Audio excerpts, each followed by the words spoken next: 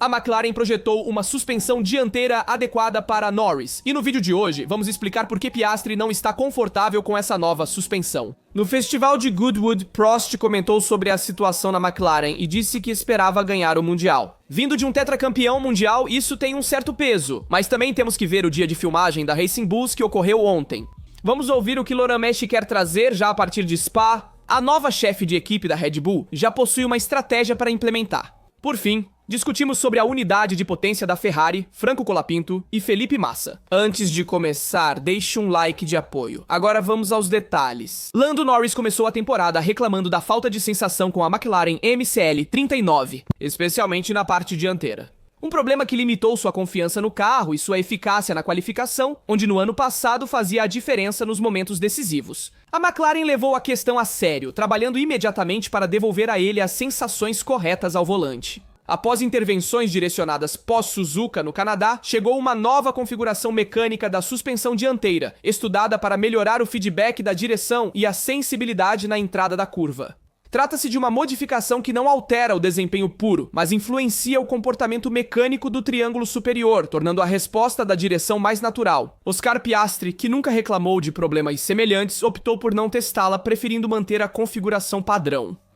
André Stella esclareceu que a diferenciação dos componentes entre os pilotos não dificulta a análise de dados e comparações internas, mas implica apenas uma organização mais complexa na gestão das peças. Permanece aberta a possibilidade de estender a solução também para Piastri, se necessário.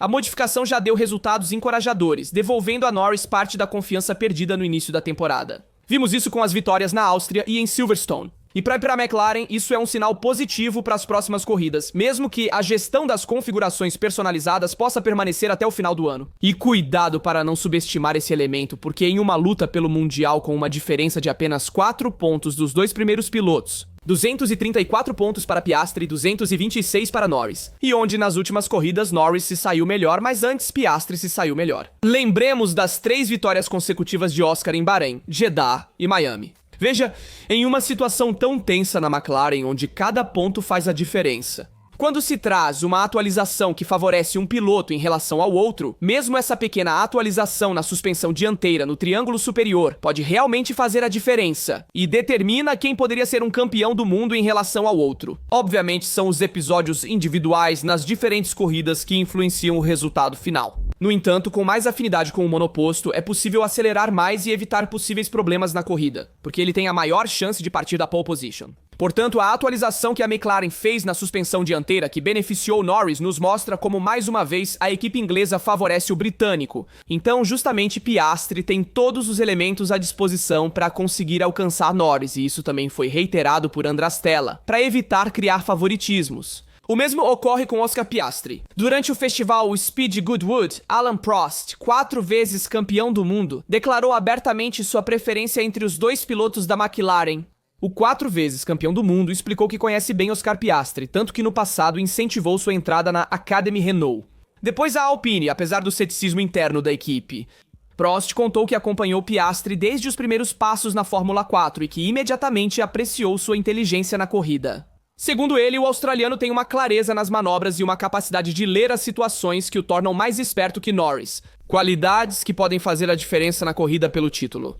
Para Prost, pilotos que dependem só do talento podem estagnar, já os com inteligência tática têm potencial de crescer mais. No entanto, ele acrescentou que em um mundial tão acirrado será a pista que decidirá quem merece vencer. Piastri, hoje líder do campeonato com 8 pontos à frente de Norris, deixou a Alpine em 2023 após uma disputa contratual para se juntar à McLaren. E decidiu estrear na Fórmula 1 com a equipe de Woking, onde encontrou espaço como titular. Por sua vez, a McLaren optou por não impor ordens na equipe, como confirmou Zak Brown após o incidente no Canadá, que viu Norris e Piastri se chocarem, resultando no 4º lugar de Piastri e na subsequente retirada de Norris. Isaac. Brown reiterou que os dois podem lutar livremente, desde que respeitem as regras da equipe e sem arriscar pontos valiosos. A McLaren busca manter um equilíbrio interno, permitindo a rivalidade na pista, confiante de que os pilotos podem gerenciá-la com maturidade até o fim da temporada. E vendo o histórico passado, certamente Piastri tem um palmarés melhor do que Norris. Piastri venceu a Fórmula Renault Eurocup em 2019, a Fórmula 3 em 2020 e a Fórmula 2 em 2021. Norris venceu a Fórmula 3 europeia em 2017 e foi vice-campeão da Fórmula 2 em 2019. No entanto, ele tem menos títulos do que Piastri nas categorias inferiores. Norris também tem mais experiência na Fórmula 1 do que Piastri, embora às vezes pareça o contrário. Na pista, parece que Piastri consegue manter uma maior lucidez em comparação a Norris. Isso foi observado no ano passado e neste início de temporada. Porém, agora Norris recuperou a confiança que lhe faltava anteriormente, graças àquela atualização na suspensão dianteira que lhe dá confiança na frente e permite que ele force melhor na curva, tenha mais sensibilidade nos pneus dianteiros e, portanto, também na frenagem. Na minha opinião, Alain Prost está certo ao dizer que Piastri é mais esperto que Norris. Ele tem uma inteligência tática maior e vimos isso em várias situações na pista. Porém, como ele mesmo disse, não basta apenas talento e nem apenas inteligência tática, ambas as qualidades são necessárias para se tornar um campeão do mundo. Será interessante ver também em Spa e em Budapeste como Piastri reagirá, se conseguirá acompanhar o ritmo de Norris. Ele sabe que é um mundial mais aberto do que nunca, entre os dois pilotos da McLaren. Vamos também abordar o dia de filmagem da Racing Bulls realizado em Imola. A Racing Bulls completou o segundo dia de filmagem previsto no regulamento durante a pausa do Mundial. Dirigindo em Imola com o VCarb 02, na direção se alternaram Isaac Adjar e Liam Lawson, a dupla atual da equipe IL. O primeiro filme do dia foi gravado no começo da temporada com Tsunoda e Adjar, antes do japonês ir para a Red Bull. Esta segunda sessão, embora limitada aos 200 km regulamentares e com pneus Pirelli Demo, teve um objetivo claro: dar quilômetros aos pilotos para consolidar a sensação com o monoposto. Na pista também vimos Arvid Lindblad, jovem promessa da Red Bull ao volante da AT04, portanto da antiga AlphaTauri. Para ele, é mais um passo de preparação para as treino livre, um oficiais que disputará com a Racing Bulls em Silverstone. Ele já havia participado dos treinos livres com a Red Bull, terminando em 14º, meio segundo atrás de Verstappen, o que para um estreante foi um resultado muito positivo.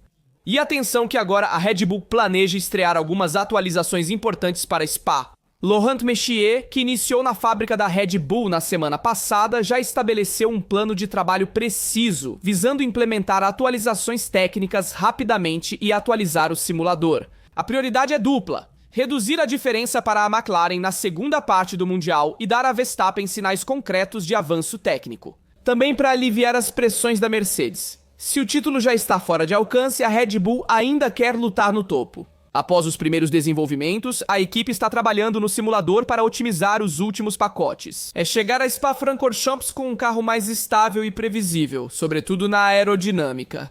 O maior desafio ainda é a instabilidade entre a dianteira e a traseira, afetando a confiança nas curvas. Spa e Hungria serão testes decisivos. O circuito belga pode oferecer a oportunidade ideal devido à sua natureza rápida e técnica, enquanto Budapeste, historicamente menos favorável, representa o desafio na consistência.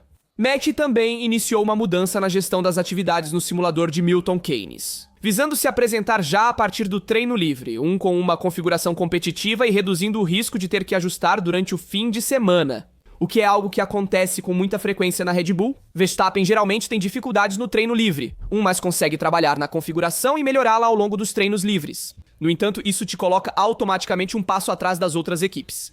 O novo curso na Red Bull começou, e entre desenvolvimentos técnicos e trabalho em equipe, o objetivo é claro: voltar a ser protagonistas e não perder referência com Verstappen. E hoje em dia, o simulador não é apenas um suporte, mas é um elemento estratégico para o desenvolvimento e gestão de desempenho na Fórmula 1. É essencial chegar preparado no treino livre, para testar a configuração que você preparou no simulador.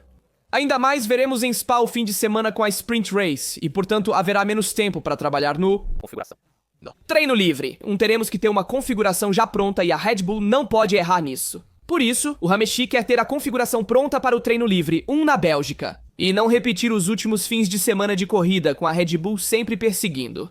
O uso do simulador começa já na fase de projeto, passa pela definição do setup básico e vai até o trabalho durante os fins de semana de corrida. Os dados reais das sessões livres são imediatamente transferidos para os simuladores nas fábricas, onde os pilotos reservas como Giovinazzi, Zhou ou Arthur Leclerc na Ferrari trabalham para aprimorar as configurações e fornecer feedback aos engenheiros no circuito. A Red Bull, por exemplo, está na vanguarda na integração do trabalho do simulador com a pista, otimizando o pacote técnico em tempo real para atender às necessidades de Verstappen. Por isso vemos que a Red Bull sempre consegue crescer, de sexta-feira a sábado, porque da fábrica à pista conseguem se comunicar de maneira eficiente e melhorar o setup do monoposto. O simulador, no entanto, é apenas uma parte de um sistema muito mais amplo. As infraestruturas digitais essenciais na Budget Cup permitiram às equipes centralizar a gestão de dados e reduzir viagens, diminuindo custos. A verdadeira vantagem competitiva hoje se baseia na capacidade de replicar fielmente o comportamento do veículo em um ambiente virtual. Quanto mais preciso o modelo digital, mais eficazes são as escolhas técnicas e estratégicas na pista. Em suma, a F1 atual vai além de motores e chassis. Quem domina o digital e a simulação tem vantagem, por isso não só a Red Bull, mas também a Ferrari está trabalhando nas simulações. Hamilton deseja desenvolver o carro de 2026 da Ferrari, conforme suas necessidades. Após metade da temporada, seu objetivo é deixar sua marca no projeto Ferrari 2026. O 7 vezes campeão sabe que 2025 não é o ano das vitórias. E por isso escolheu seguir as soluções desenvolvidas na Leclerc, adaptando-se a uma configuração que pressiona à frente, mesmo sem esconder as dificuldades de adaptação. Desde os primeiros GPs, Hamilton ajustou detalhes como direção assistida e freio motor, achando-os agressivos demais em relação ao que tinha na Mercedes. Mas não se trata apenas de ajustes. A SF25 é um carro difícil, especialmente nas curvas rápidas, nos trechos de médio percurso, onde o equilíbrio precário testa a confiança do piloto. Hamilton começou a convergir para as escolhas de Leclerc visando estabilidade, principalmente na qualificação. Mas o verdadeiro objetivo é contribuir para a Ferrari de 2026, trazendo sua experiência em dinâmicas de condução, configuração e método de trabalho. A equipe não construirá o carro em torno de um único piloto, mas Hamilton quer influenciar nas margens operacionais, ajudando os engenheiros a desenvolver um monoposto mais equilibrado e dirigível. Jerome D'Ambrosio confirmou que os pilotos influenciam nos detalhes, mesmo que a maior parte seja definida pelos objetivos do projeto. Para Hamilton, 2025 é um laboratório para o novo ciclo técnico, buscando imprimir seu DNA na Ferrari, que surgirá com as novas regras. 2026. O trabalho sobre 2026 já começou na Ferrari. Hamilton quer trabalhar mais no próximo ano do que neste ano, que já foi sacrificado como um ano de testes para fazer experimentações em vista do próximo ano. Por isso, Hamilton está se adaptando gradualmente ao setup de Leclerc no SF25 este ano, que não permite que ele dirija no limite, mas ainda assim tem um bom desempenho. E vimos isso também na última corrida em Silverstone com condições não ideais. Hamilton, no entanto, fez uma ótima corrida, exaltando suas habilidades e terminando em quarto lugar. Mas vamos ver como o regulamento de 2026 mudará e quais são as críticas ao projeto. A remoção do Motor Generator Unit, a tripla contribuição elétrica e as novas proporções entre o motor térmico e o híbrido geraram grandes preocupações entre os fabricantes. As primeiras simulações destacaram um risco concreto de motores desequilibrados, ineficientes e caros.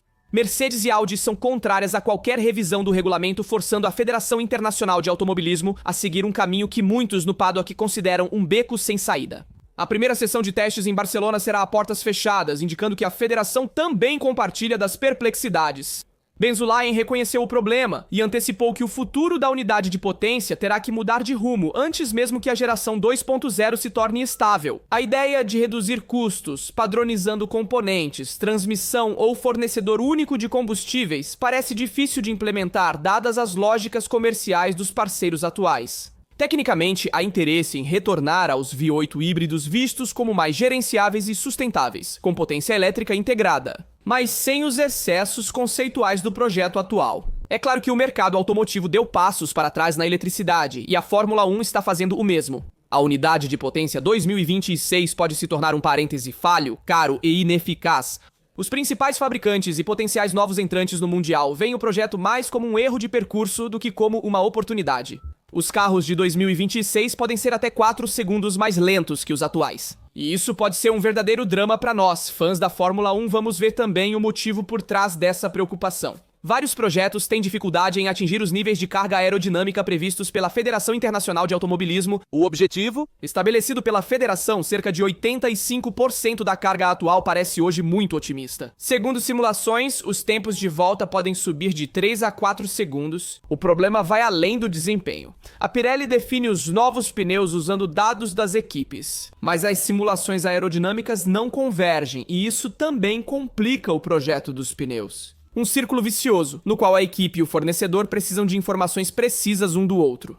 O pior cenário é que uma equipe encontre a solução certa antes das outras, criando um gap difícil de ser superado. A alternativa mais otimista é que a variedade de conceitos leve a um campeonato mais aberto, com diferentes vencedores dependendo das características das pistas. Um pouco como em 2017 entre Ferrari e Mercedes. Por fim, os engenheiros esperam que os novos carros, embora menos aerodinâmicos, sejam mais simples e lineares para desenvolver em comparação com os atuais com efeito de solo, assim facilitando quem terá que perseguir. Será interessante ver como serão desenvolvidos os monopostos de 2026 e se realmente haverá essa 3-4 segundos. Porém, é fato que em 2014 eles tiveram carros menos competitivos que em 2013. De fato, a Fórmula 1 levou anos para recuperar sua credibilidade. Após aquela mudança técnica, veremos se a mesma coisa acontecerá no próximo ano também. Também é necessário abordar os comentários de Felipe Massa no Festival de Goodwood.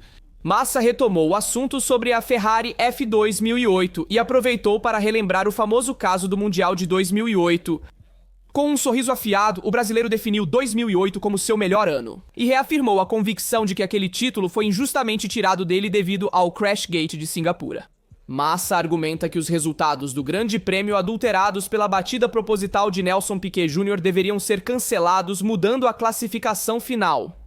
A batalha legal continua. E o próximo passo chegará em outubro, quando a divisão King's Bench da Alta Corte de Justiça inglesa examinará o pedido de Massa e decidirá se abrirá o processo. Apesar das poucas chances de uma real mudança de classificação, Massa continua a levar adiante o caso, destacando o peso econômico e pessoal de sua longa batalha. Obviamente, no caso de Massa, há poucas chances de ser revisado. O Mundial de 2008 já foi atribuído a Hamilton. Surpreendentemente, após 17 anos, Felipe Massa, no Festival de Goodwood, ainda intervém para falar de si mesmo e deste Mundial. Para o bem ou para o mal, porém, se ele quisesse intervir, deveria tê-lo feito antes. Agora é tarde demais. Mas vamos falar também sobre a situação na equipe Alpine. De fato, o retorno de Franco Colapinto à Fórmula 1 está se mostrando difícil. Substituindo Jack Doohan no meio da temporada, o argentino ainda não marcou pontos e é o único piloto no grid com 0 na classificação. Em uma Alpine que também luta com Gasly, Colapinto cometeu erros semelhantes aos que lhe custaram o lugar na Williams em 2024. Os rumores sobre uma possível chegada de Valtteri Bottas em 2025 estão se intensificando. Mas o Chief Executive Officer da Renault Argentina, Pablo Sibiglia, confirmou ao canal Loves que Colapinto permanecerá pelo menos até o final do campeonato. O fim de semana em Silverstone agravou a situação com o acidente na qualificação e rumores de uma embreagem queimada antes da largada. Sua permanência após 2025 parece cada vez mais incerta, enquanto a Alpine continua a marcar pontos apenas com Gasly e avalia alternativas em vista do novo ciclo regulatório. Briatore está insatisfeito com o desempenho de Colapinto, mas segundo o Chief Executive Officer da Renault Argentina, ele deve ficar até o fim da temporada. É verdade que o Chief Executive Officer da Renault Argentina é parcial. Com Briatore no comando, tudo está em aberto. Mas veremos como vai prosseguir. Bottas é um dos principais candidatos para estrear na Alpine no próximo ano, marcando seu retorno à Fórmula 1. Toto Wolff disse que ele pode fazer isso e a Mercedes se disponibilizou. E Briatore quer pilotos que sejam constantes e que marquem pontos, um pouco como Gasly nesta temporada. Comente sua opinião sobre os tópicos do vídeo, deixe um like, inscreva-se e ative as notificações para não perder nenhuma notícia. Aqui na Rastro, Fórmula 1 e Ferrari são tudo. Até o próximo vídeo!